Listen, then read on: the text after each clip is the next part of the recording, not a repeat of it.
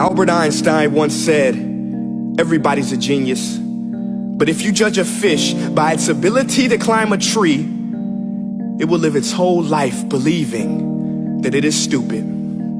Ladies and gentlemen of the jury, today on trial we have modern day schooling. Glad you could come. Not only does he make fish climb trees, but also makes them climb down and do a 10-mile run. Tell me, school, are you proud of the things you've done?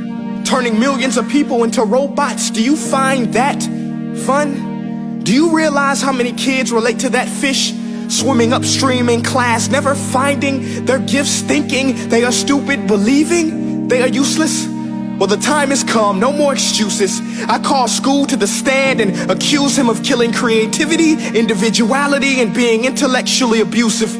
He's an ancient institution that has outlived his usage. So, Your Honor, this concludes my opening statement, and if I may present the evidence of my case, I will prove it. Proceed. Exhibit A. Here's a modern day phone. Recognize it? Here's a phone from 150 years ago. Big difference, right?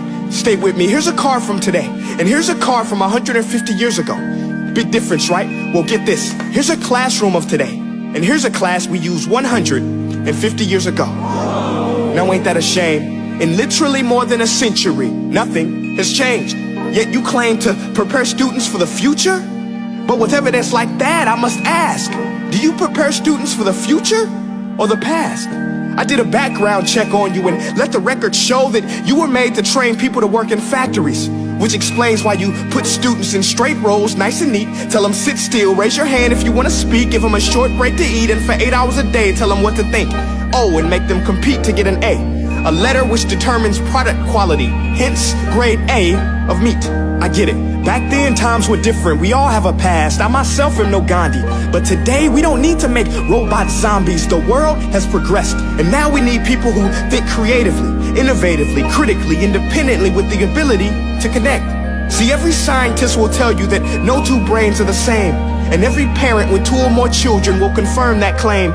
So please explain why you treat students like cookie cutter frames or snapback hats, giving them this one-size-fits-all crap. Watch your language. Sorry, Your Honor, but if a doctor prescribed the exact same medicine to all of his patients, the results will be tragic. So many people will get sick, yet when it comes to school, this is exactly what happens. This educational malpractice, where one teacher stands in front of 20 kids, each one having different strengths, different needs, different gifts, different dreams, and you teach the same thing the same way? That's horrific. Ladies and gentlemen, the defendant should not be acquitted. This may be one of the worst criminal offenses ever to be committed. And let's mention the way you treat your employees. Objection. Overruled. I want to hear this. It's a shame. I mean, teachers have the most important job on the planet, yet they're underpaid? No wonder so many students are short-changed. Let's be honest, teachers should earn just as much as doctors, because a doctor can do heart surgery and save the life of a kid, but a great teacher can reach the heart of that kid and allow him to truly live. See, teachers are heroes that often get blamed, but they're not the problem. They work in a system without many options or rights. Curriculums are created by policymakers, most of which have never taught a day in their life.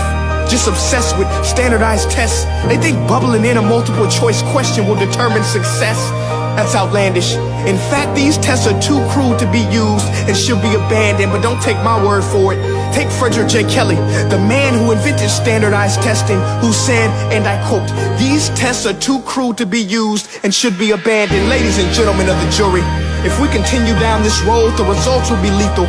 I don't have much faith in school, but I do have faith in people. And if we can customize healthcare, cars, and Facebook pages, then it is our duty to do the same for education, to upgrade it, change it, do away with school spirit, because that's useless. Unless we're working to bring the spirit out of each and every student, that should be our task. No more Common Core. Instead, let's reach the core of every heart in every class. Sure, math is important, but no more than art or dance. Let's give every gift an equal chance. I know this sounds like a dream, but countries like Finland are doing impressive things. They have shorter school days, teachers make a decent wage, homework is non-existent, and they focus on collaboration instead of competition. But here's the kicker, boys and girls.